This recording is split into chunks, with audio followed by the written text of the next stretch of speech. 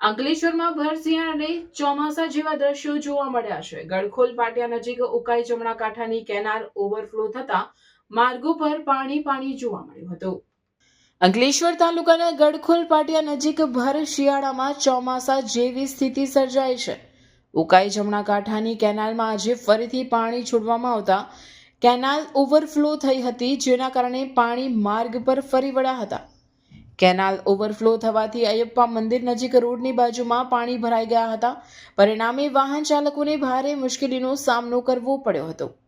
ઉલ્લેખનીય છે કે સમારકામ અર્થે ઉકાઈ જમણા કાંઠાની કેનાલ છેલ્લા 35 દિવસથી બંધ રાખવામાં આવી હતી। આજે ફરીથી કેનાલમાં પાણી છોડવામાં આવતા કેનાલ ઓવરફ્લો થઈ છે। આ અંગે નહેર વિભાગના અધિકારીઓનો સંપર્ક કરતા તેઓએ જણાવ્યું હતું કે હાલ નહેરનું સ્ટ્રક્ચર નવું હોવાના કારણે પાણીનો પ્રવાહ વધુ છે અને કનેક્ટેડ કેનાલના ગેટ બંધ છે, જેના કારણે આ પરિસ્થિતિ સર્જાઈ હોઈ શકે છે।